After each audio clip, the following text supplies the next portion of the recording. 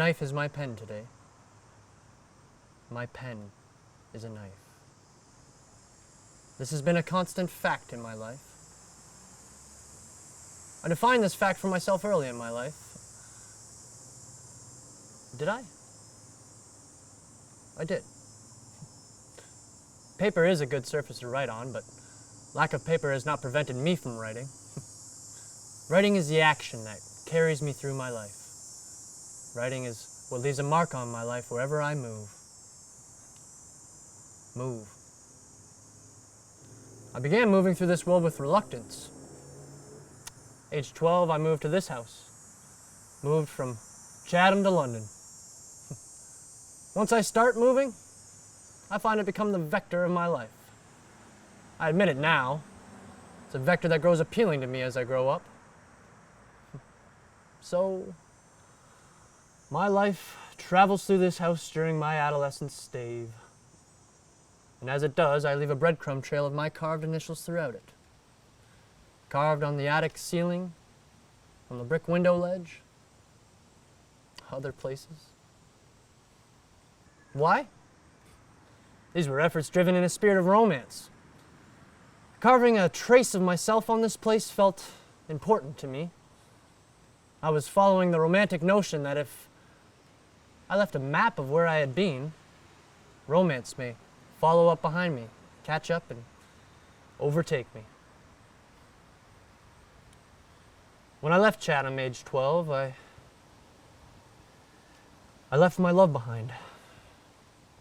Did I ever proclaim my love to her? I'm not sure. But in my family's old house, before we left, I carved my initials with a heart encircling it inside. I carved her initials inside that heart with mine. No, I did not. Why? Well, either I was leaving an invitation for her to find my declaration carved in the wood. When she found my initials in that rough-cut heart, it would be up to her to decide to add her signature along with mine and join romance with me, and with the speed of a flight of a morning horse, come and find me. And if by the time she arrived here on Elmwood Ave, I had already moved on from this place, well, that is why I carved my initials on this place as well. She could come and find a second heart and carve her initials and carry on to find me. My carved initials would act as road signs on the highway of romance. Too much? Too much. Which brings along the second option. The second option is that I was carried only on the flight of embellishment that came at the age of 12, the most romantic and messy age. There may well have never been a second set of initials to join mine. If I did have a true love at age 12, even then, how did I expect her to walk into houses we used to inhabit and find my initials? How would she persuade the new owners to let a child come in and search their house? It does not quite line up. There lies the affliction of fiction. Did I trick my senses for the sake of romance? Or was it a good story I told folks, and told enough folks so as to believe it myself? If so, it is a minor side effect. For the affliction of fiction has been a good malady to me, a lucrative malady. Writing takes effort, and it is an effort I relish. Carving my initials into those bricks or into wood, writing with force, well, it got me well practiced for the labor of writing. This early flight of romance, my carving of clues for my love to find, while love did not come from it, a career did. My early travels, my flirtations with romance led me on my way to a career. I'm lucky I like what people like. I like a lot, and hey, people like a lot. I was not an unemployable writer like some are. Adventure, I could write it. Thriller, I could write it. Romance, I could write it. Want me to write what Americans think Canada is like? I could write that too. Do I love writing the poems the most? Yes, perhaps. But I love whatever pays for the wine of life. What do I mean by that? I'm working the newspaper room of Montreal.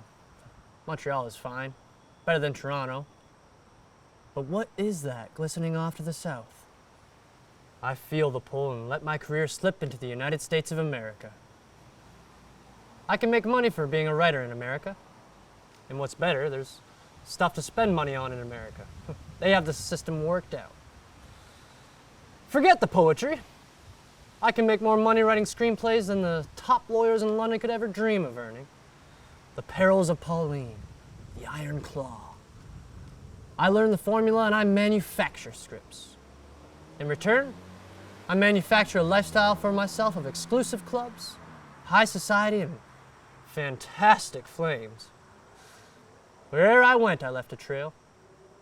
But did adolescent romance following my breadcrumb of engravings ever catch up and find me? No. That kind of love loses energy quickly. Another mature love will overtake it, and that mature love will come up and meet you at a more humane speed. It did take a while for me to find that speed. As a young man, my heart was moving at a mile a minute. And in New York, it led me straight up to Jobina Howland, a Gibson girl no less.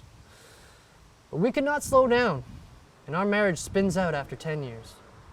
And we spin on away from each other. Romance is fine in the films.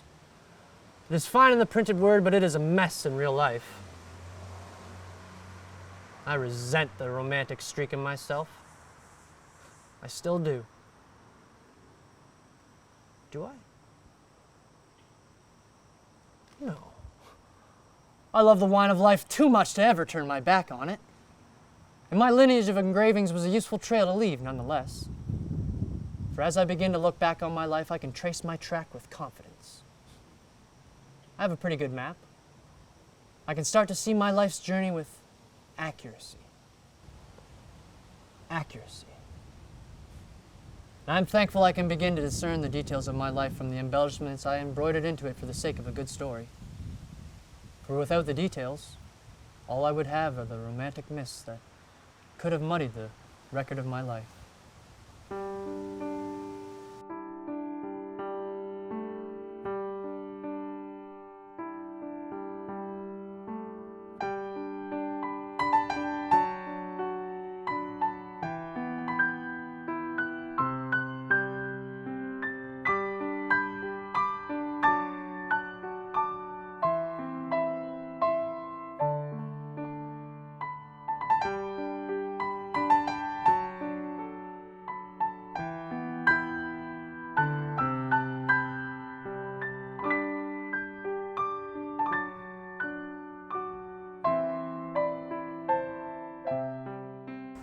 Hi, my name is Dale Manias.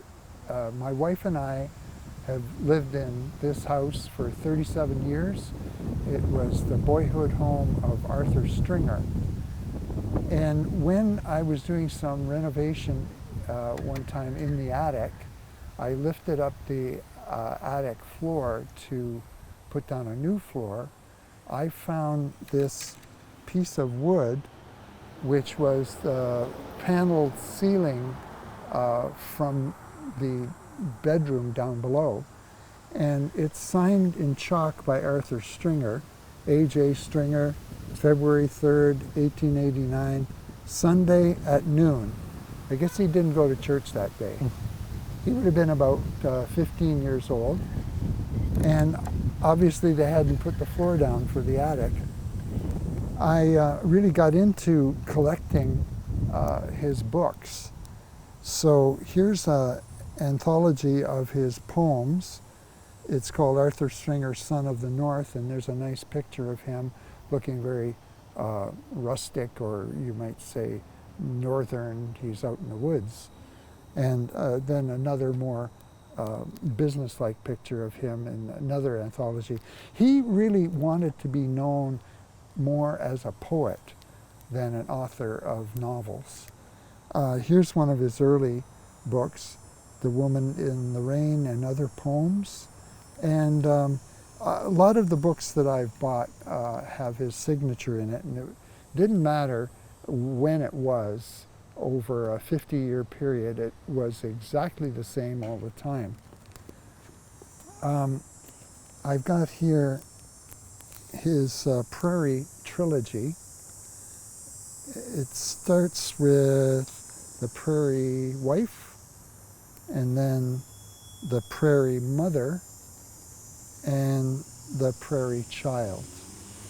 So when he was writing novels in the 1920s, he wrote a lot of different sort of crime adventure novels that were then picked up by MGM in the early days.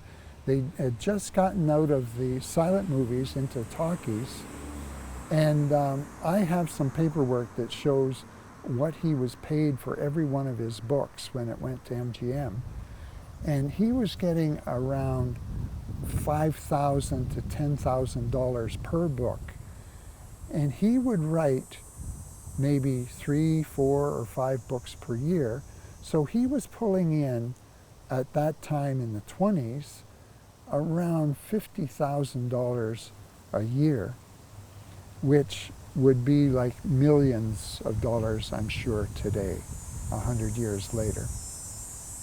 Anyway, it's been a very interesting life living here, and I could talk on for hours about Arthur Stringer.